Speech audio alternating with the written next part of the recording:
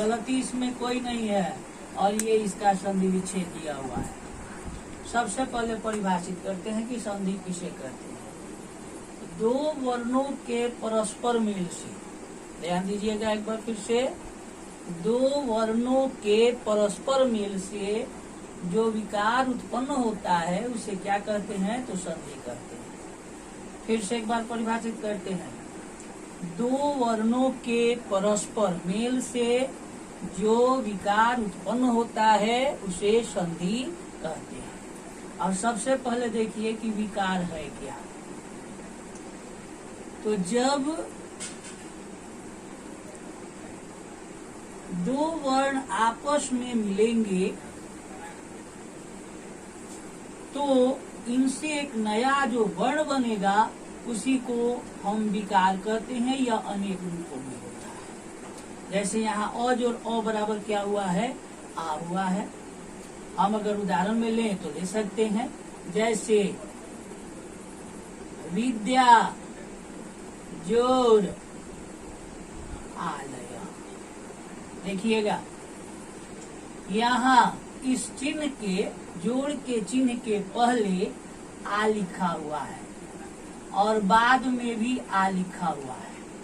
तो ये तो स्पष्ट आ दिखाई पड़ रहा है, लेकिन यहाँ आप पूछेंगे कि सर यहाँ तो आ मुझे दिखाई नहीं पड़ रहा, या दिखाई पड़ता है। तो इसके लिए एक बार हम पहले देखेंगे कि ये है क्या। तो देखिएगा ये द्य है,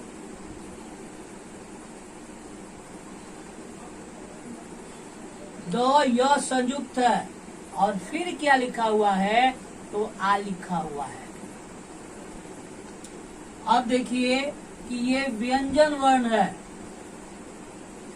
परिभाषित करेंगे व्यंजन वर्ण को, इसके लिए समझने के लिए, व्यंजन वर्ण किसे कहते हैं, तो वे वर्ण जिनके उच्चारण में स्वर वर्णों की सहायता ली जाती है उसे क्या कहते हैं, तो व्यंजन वर्ण कहते हैं। इसीलिए देखिए यहाँ यह व्यंजन वर्ण है और इसमें ये आ आपका लगा हुआ है, ये चिन्ह देख लीजिए। तो ये प्रत्यक्ष है और ये क्या है, परोक्ष है, लेकिन आ यहाँ भी है। फिर से एक बार परिभाषा को समझिए। यह द्या लिखा हुआ है, यहाँ मैंने तोड़ दिया, इसको अलग अलग करके वर्ण विच्छेद कर दिया। द जोड़ य जोड़ आ, अब आपको स्पष्ट हो गया।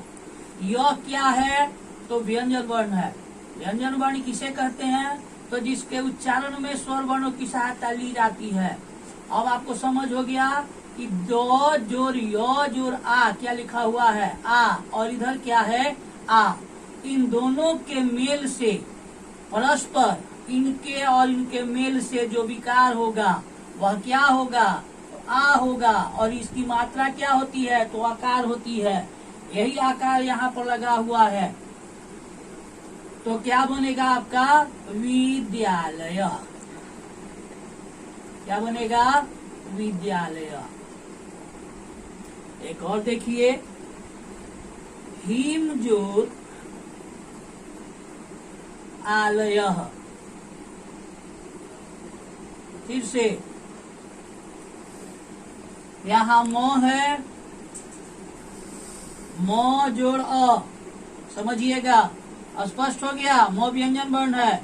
व्यंजन वर्ण किसे कहते हैं, तो जिसके उच्चारण में स्वर वर्णों की सहायता ली जाती है। म में यहाँ क्या है, अ, देख लीजिए हलंत नहीं लगा हुआ है, और इधर क्या है, तो आ। फिर यह क्या बनेगा, तो अ जोड़ आ बराबर क्या बनेगा, आ, और इसकी मात्रा फिर यही आकार होगी, तो क्या बनेगा, हिमालय। ये आपका क्या होगा, तो विकार होगा। ये अनेक तरह का होगा। आगे की संधि में हम ऐसे भी देखेंगे, जैसे मैं अपना ही नाम है, मैं अपने ही नाम का करता हूं। सबसे पहले राघव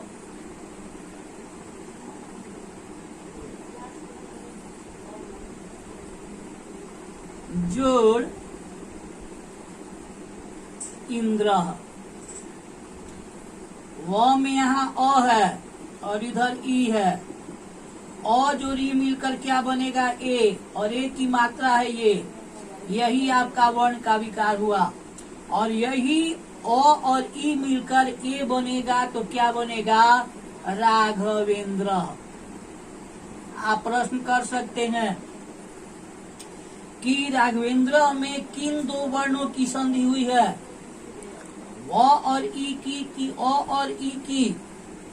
तो क्या होगा? अ और ई की। दूसरा क्वेश्चन होगा अ और ई मिलकर कौन सा नया वर्ण बनाएंगे? तो ए बनाएंगे। और यही क्या है? अ और ई। फिर से संधि की परिभाषा देखिए कि दो वर्णों के, देख लीजिए, परस्पर मेल से जो विकार उत्पन्न होता है उसे क्या कहते हैं? तो संधि कहते हैं। अ और ई मिलकर ए बना है और ये इसकी मात्रा हुई है, यही मात्रा यहाँ पर है, यही। तो क्या बना है? राघवेंद्र।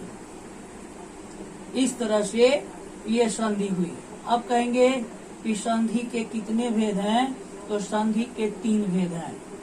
कितने भेद हैं? 3 भेद। कौन कौन? एक,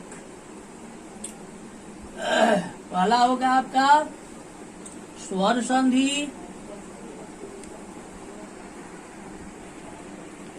स्वर संधि।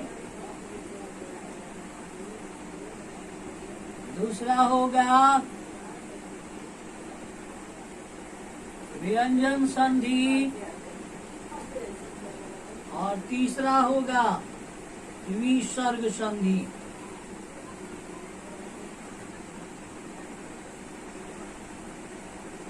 विसर्ग संधि। चलिए ध्यान दीजिए, स्वर संधि, व्यंजन संधि, विसर्ग संधि।